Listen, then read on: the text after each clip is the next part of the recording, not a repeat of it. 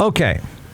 I saw this, doing what I do where I don't sleep. I remember mentioning the story that Austin, through the years has been the number one place to live in the country, the number two place to live in the country, blah, blah, blah. For several years, it's been the top of the list. We're just kind of used to it. For full disclosure, I grew up here. I'm an Austinite. There are 5 of us. I'm the real thing, okay? When I say it to people, the reaction is always the same. Wow, I've never met someone from here. Okay? So that's when you know you're the unicorn. So Austin's dropped from, 1, 2, 5, 8, whatever we were last year, to now number 40 on the list of best places to live. And the reason is clearly about affordability. So I saw this clip on the news, and I'm gonna give you a very somber, I think that's the best word, a very somber, realistic take on an honest assessment of where Austin is now. Austin has dropped on the national list of best places to live.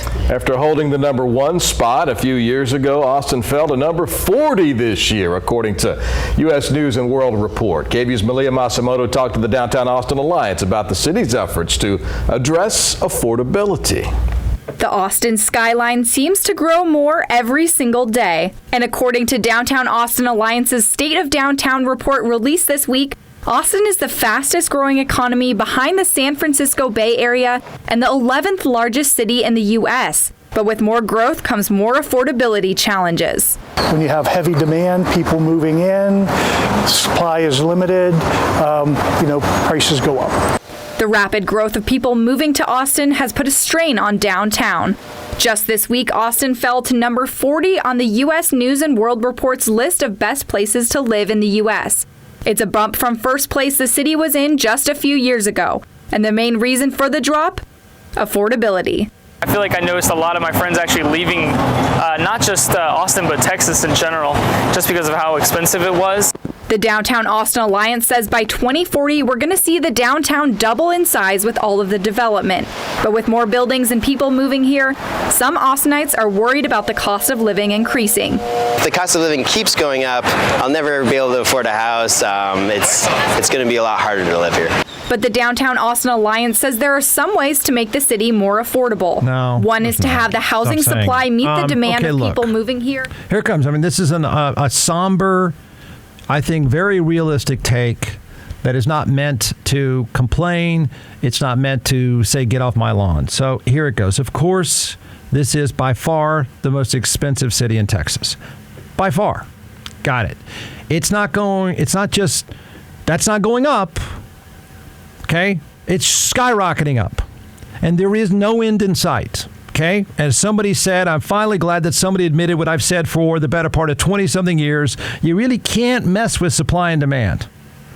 But that's only, and this is going to sound weird, that's only part of the story here. I want to tell you what's really, what the issues are that can't be fixed. Okay? Austin is wealth, I keep saying this, wealth migration on steroids. Austin is not a boom town. It is a wealthy boom town. It is an exceedingly wealthy boom town. It is wealth migration on steroids. We don't have a culture. I can't say, and I can't let you say, man, we're losing our culture. That's not true anymore. Okay? It's just not. We don't have one. That's a thing. And I think this is a really important thing to own.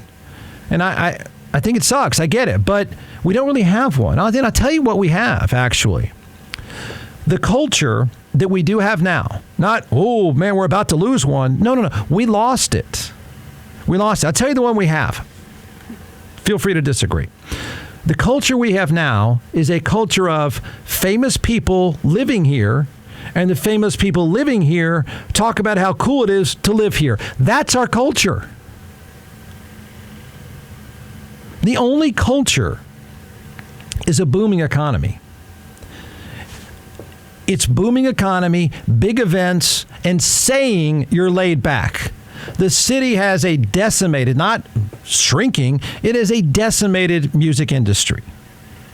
It's not, boy, I hope it doesn't go away. Are you kidding? It's long gone. Let's be honest. This city has no diversity whatsoever. In fact, it's probably the least diverse big city in this country.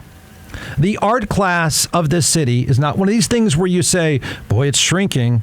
No, it's non-existent. It is. So, you know what our real culture is? Our real culture is wealth. It's just a rich place. More rich people moving next to more rich people.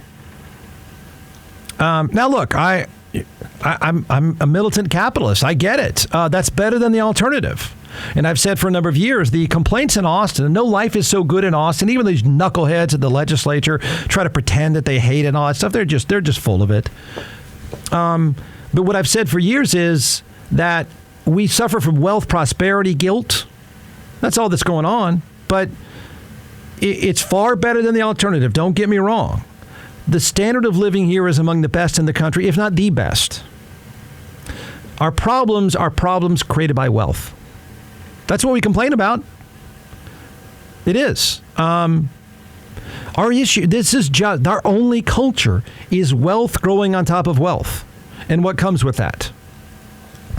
Our complaints are generated because of wealth, so our only culture is wealthy people talking about how cool it would be, and we're wealthy in Austin, and there's more wealthy neighbors. So, look, I don't think we really have a thing anymore. I don't. I mean, have you ever had this conversation with people that like everyone, the 99.9% that have moved here? There is a point at which, and I think this is kind of fairly common, somebody will say, even the people that move here will eventually say, I don't really get it. I don't get it. Why are we paying so much? Yeah. So I challenge you. What thing stands out? Honestly now, what thing stands out?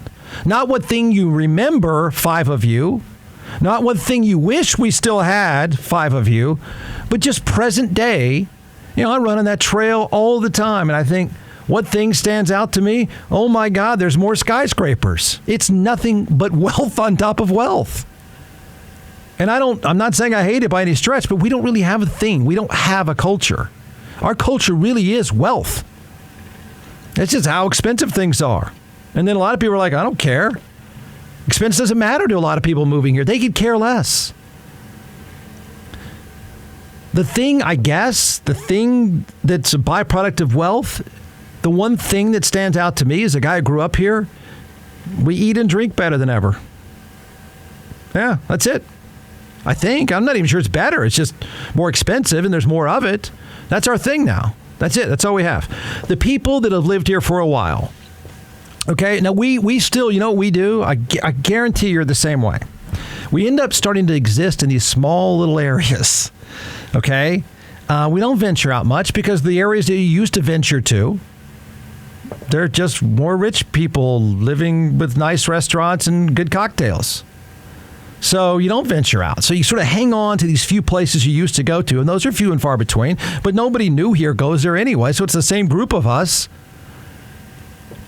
For everyone that has moved here, they doing the same stuff you did where you came from, truthfully. Eat and drink. Hang out. Make money. Eat and drink some more. Hang out. It's just warmer, and there's a greater concentration of wealthy people, and you're eating and drinking with more wealthy people. That's it. I mean, I don't really know what our thing is. And I think people that move here are starting to wonder, okay, yeah, it's less expensive than Manhattan. It's a little less expensive than where I lived in Chicago, but not that less expensive. What's the thing here? There's more restaurants there. There's more art galleries there. What is your thing here? Our thing is famous people talking about how cool it is. And they don't even know. They just say it. What's our biggest selling point now? What is it? What's the biggest selling point? And you're not going to say music. There's no freaking way. Okay, that's not true. What, you go pay $600 to go to the Moody Center like you can't do that in New York? In fact, you can go to more places in New York. Our selling point is, to most people moving here, is it's still slightly better and slightly different than where they came from. That's it. I'm betting even that's losing some appeal to a lot of people. You came here from San Francisco, and once you start paying a similar price, you're probably starting to wonder, well, there's not as many art galleries. There's not as many neighborhoods. We have no cultural neighborhoods at all. There is no diversity here. It's just one rich person after another one, seeing another one and another one. I'm saying that as a guy who grew up in West Austin. I get it. We are just a bunch of clones. So I'm wondering, even if they, coming in from San Francisco and New York and even Dallas for that matter, I'm wondering if they're not starting to say, golly, so what do we get here? What's going on? I heard a bunch of famous people say how cool it is. I'm just hanging out with a bunch of rich people in the same high rises I lived in New York. How different is it really? I'm still eating at really good restaurants like I did where I came from. I still see the same people who look just like me in the same industry as me where I came from. It's not just a wealthy person's town. You know, I don't think people want to admit some of this stuff. I really don't think city leaders, they love it, and we all probably do. We love the standard of living. We do. We're all in this together, that we've had our own wealth increase over time. But with that has become an absolute wipeout of any culture, of anything different, anything edgy, anything slightly off the beaten path that's not slick and wealthy. We're just slick and wealthy. That's it. Really?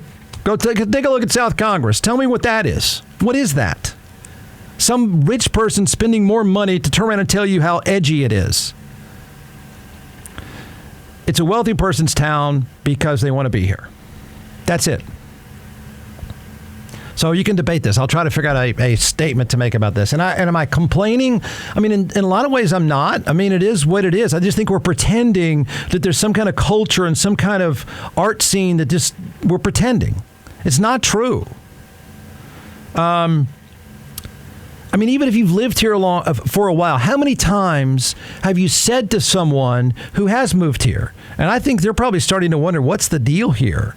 But how many times you said, well, it used to be, or that used to be, it used to be a great restaurant on the east side, and it used to be, I bet you say it to a dozen people a week. It used to be. And they don't, I mean, they get it. They sort of feel guilty about it. So here's what I think is really, I think this is the reality. It's a weird statement. It's uncomfortable. It's awkward. Tell me I'm wrong. Just tell me I'm wrong. The wealthy class didn't adapt to Austin. Okay? The wealthy class, and that's really what this is about. This is just a city of unbelievable wealth across the board. And I'm not saying somebody's not poor. I'm not saying that, but by and large, there's not another place like this. There's not a less diverse place than this. So this is the wealthy class not adapting to Austin. Austin adapted to the wealthy class.